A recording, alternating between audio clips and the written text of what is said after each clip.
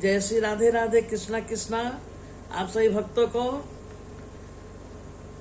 आज मैं और एक सुंदर अच्छी चीज लाई हूँ, ज्ञानवर्धक बातें लेकर आई हूँ आप सबों के सामने। आपको अच्छा लगेगा तो बढ़िया कमेंट आप करना और अपने बच्चों को भी सिखाना, क्योंकि मैं जो भी आपको वीडियो बना के देती हूँ ये सब आयु के लिए है, बच्चों के लिए भी, जवानों के लिए भी और बुजुर्गों के लिए भी। तो जो हमसे जुड़े हैं तो बहुत अच्छी बात है, जो नहीं जुड़े हैं वो हमें बेल आइकन बजाकर जुड़ जाएं ताकि नोटिफिकेशन आपके पहले चला जाए। और आपको जो भी देखना हो वीडियो पर आप कमेंट कर सकते हैं। जय श्री राधे राधे। आज मैं आई हूँ ये कहने के लिए कि राग और अनुराग में क्या फर्क है। मेरे प्यारे, राग अनुराग, शास्त्र कहते हैं कि राग में नहीं अनुराग में जीवन जीना चाहिए। देखिए, राग तो है और एक में आ गया अनुराग। राग क्या है और अनुराग क्या है, दोनों में फर्क समझ लीजिए। किसी के प्रति राग उत्पन्न अगर होता है तो वो है वासना जन्म लेती है। यानी राग का मतलब किसी से ऐसा भी कह सकते हैं कि आप किसी से जल रहे हो या किसी से बदला लेने की भावना हो, राग आपके जबरदस्ती की इच्छा हो, ये राग कहते हैं। इससे वासना उत्पन्न होती है और इच्छाएं उत्पन्न होती हैं।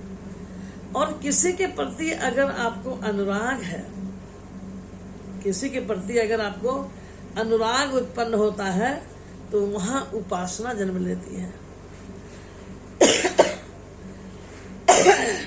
उपासना यानी आस्था, यानी प्रेम, चाहे वो किसी मित्र सखा के लिए हो, चाहे परिवार के लिए हो या भगवान के लिए हो। उपासना ईश्वर के लिए करते हैं। अनुराग यानी दिल से प्रेम करना, इतना प्रेम कि आप बता नहीं सकते हो। अब एक है कि जैसे अनुराग और राग, राग और अनुराग, सुपनेखा ने और सबरी ने दोनों प्रभु को पाना चाहती थी। सुपनेखा वो भी राम के पास गई थी विवाह करने के, लक्ष्मण के पास गई थी, और सबरी भी चाहती थी कि हमको भगवान मिल जाए। दोनों का प्रेम था, लेकिन एक का था राग और एक का था अनुराग। तो राग किसका था? सुपनेखा के पास राग था, यानी जबरदस्ती प्रेम है, लेकिन जबरदस्ती कि हम किसी भी हालत में हम उनसे ये चीज छीन कर भी ले लें। और सबरी को क्या था? अनुराग यानी इंतजार, भगवत प्रेम था सबरी मैया को, जो चाहती थी कि भगवान मुझे दे दें। अब देखिए, सुपनेखा राम को चाहती थी लेकिन राग से, और सबरी भी राम को चाहती थी, वो अनुराग से। जो रागी है उसे प्रभु तक जाना पड़ता है, जो रागी होता है उसे प्रभु तक जाना पड़ता है, और जो अनुरागी होते हैं स्वयं प्रभु उसके पास आते हैं। अब सोचिए कि हम वैसा कार्य क्यों नहीं करेंगे जो मेरे प्रभु मेरे पास आ जाए। बोले वृंदावन बिहारी लाल की जय। रागी को भगवान मिल सकते हैं, ऐसी बात नहीं है। रागी को भी भगवान मिल सकते हैं, मगर भगवान की भगवत्ता प्रेम नहीं मिल सकती। रागी अगर बहुत जिद कर ले, तपस्या कर ले तो भगवान मिलेंगे ही। सुपनेखा के सामने तो भगवान मिले ही, लेकिन भगवान का जो प्रेम है, भगवता है, वो सब प्रेम तो उसको नहीं मिल सकता है। लेकिन उनकी भक्ता प्रेम तभी मिलेगा जब वो अनुरागी हो जाएंगे, क्योंकि जहां भी जिसके प्रति राग होता है तब वहां उसे मन भोगना चाहता है। राग यानी मैं पहले कही कि पाना, यानी उसको ले लेना। और मेरे प्रभु है अनुराग, जो प्रभु हमसे क्या ले, मेरा प्रेम, मेरा भाव। प्रभु मेरे लिए है, हम प्रभु के लिए हैं, ये भाव होनी चाहिए। इसीलिए दुनिया की प्रत्येक वस्तु को समझना चाहिए कि अनुराग है, और अपने लिए समझना चाहिए कि हम किसी से राग ना करें, अनुराग करें, क्योंकि अनुराग सच्चे प्रेम की प्रकाष्ठा है मेरे प्यारे, जो सबरी मैया में थी। मैंने कहा ना कि भगवान चलकर आते हैं जब आप में अनुराग होता है। सबरी मैया मातंग ऋषि की शिष्या रही और सिर्फ अपने गुरु की वाणी पर इतना भरोसा रहा कि गुरु ने कह दिया कि राम आएंगे। तो एक गाना भी है ना, राम आएंगे तो अंगना सजाऊंगी, राम आएंगे तो अंगना सजाऊंगी, दीप जला के दिवाली मैं मनाऊंगी, कि मेरी झोपड़ी के भाग आज जाग जाएंगे, राम आएंगे, मेरी झोपड़ी के भाग आज जाग जाएंगे, राम आएंगे, राम आएंगे, आएंगे राम आएंगे, राम आएंगे, आएंगे राम आएंगे, मेरी झोपड़ी के भाग अब जाग जाएंगे, राम आएंगे। तो राम कब आते हैं?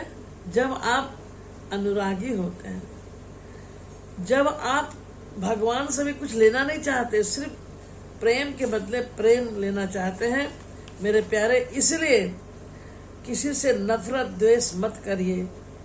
जैसे आप भगवान से अनुराग मैंने बातें करते हुए भी उनका दर्शन के लिए भी आंखों से अश्रु बहने लग जाए घंटों घंटों, ये है अनुराग जो सबरी मैया ने किया था मेरे प्यारे।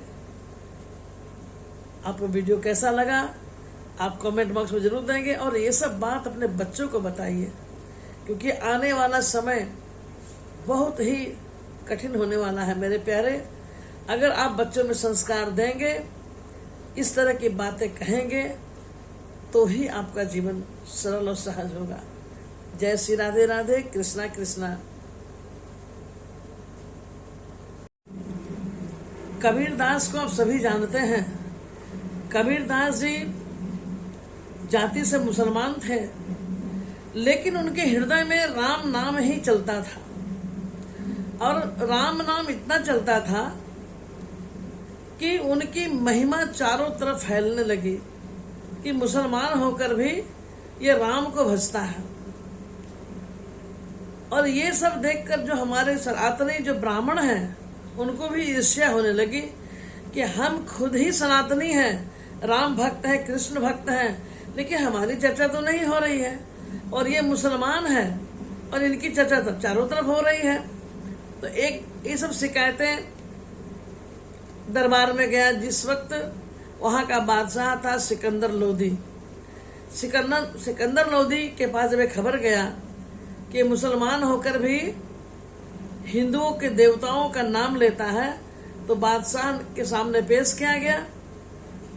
जैसे कहा कि तुम अल्लाह बोलो, तो इसने क्या कहा, जय श्री राम का नारा लगाया। ये देखकर सिकंदर लोदी को बहुत क्रोध आ गया।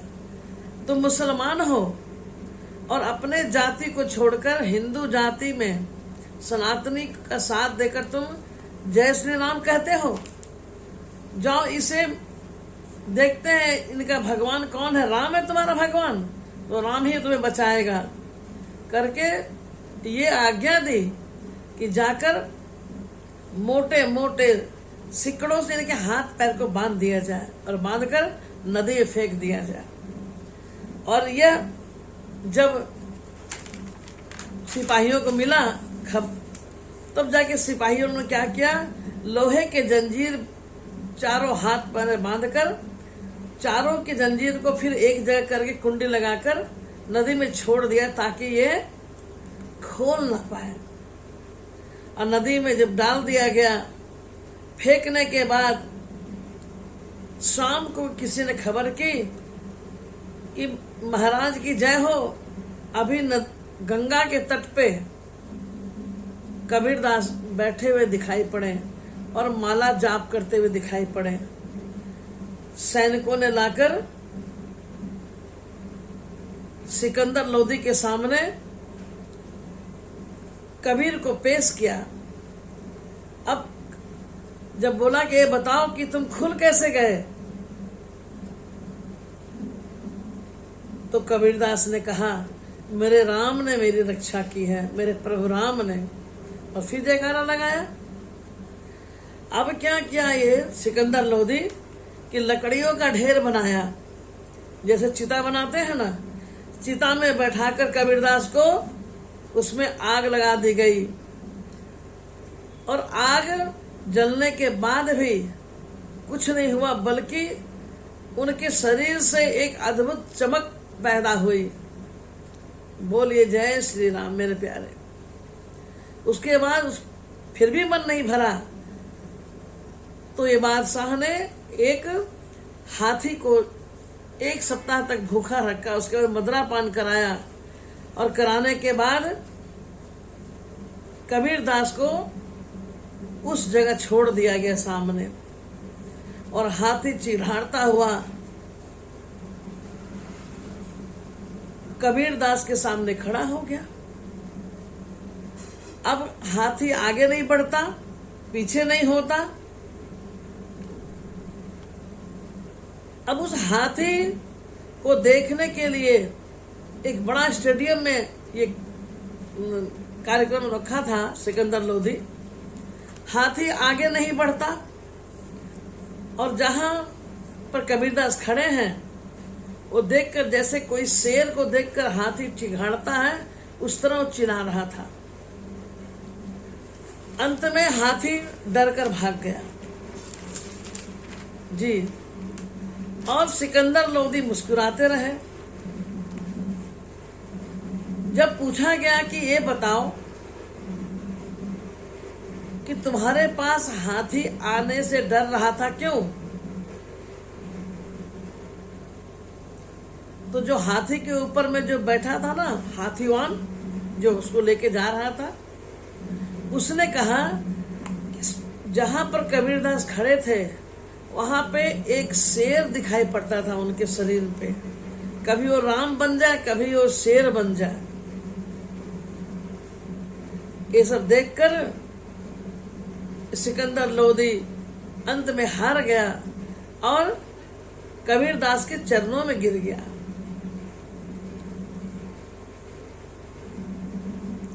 उसके बाद भगवान जो है स्वयं एक बार कबीरदास जी की परीक्षा लिए। उन्होंने कबीरदास के पास सुंदर सुंदर अप्सराओं को नृत्य और रिझाने के लिए भेजा, पर उनकी भक्ति को देखकर सब लौट पड़ी, क्योंकि वो अपने में मगन थे। और भगवान ने अपना रूप दिखाया और कहा कि तुम मेरे बैकुंठ में आना कबीरदास। लेकिन ये जो सिकंदर लोदी था, ये कबीरदास को अपने जो कारागृह है ना उसमें रख दिया कि भाई ये बाहर ये राम नाम फैलाएगा, इसलिए इसे अपने कारागृह में रख दिया। और वहीं पे सिकंदर लोदी ने एक सुंदर गीत लिखा। गुरु गोविंद दो खड़े काको लागो पाँव, बलिहारी गुरु आपने गोविंद दियो बताए कबीरा, गोविंद दियो बताए। ऐसी बाणी बोलिए मन का आपा खोय, और अन्न को शीतल करे, आप हो शीतल हो ये कबीरा, आप हो शीतल हो। मेरे प्यारे, एक कबीरदास की जीवनी को हमने आपके समक्ष रखा, इसलिए भगवान पे विश्वास रखिए और भगवान का गुणगान कीजिए, क्योंकि भगवान के नजर में कोई जाति पाति नहीं है। जब मुसलमान जैसे कबीरदास को भगवान ने अपने दर्शन दिए हैं, तो आप भी अपने परिवार में सब में भगवान का दर्शन समझिए और किसी से नाराज मत होइए। वीडियो कैसा लगा कमेंट बॉक्स में आप जरूर देंगे। जय श्री राधे राधे, कृष्णा कृष्णा।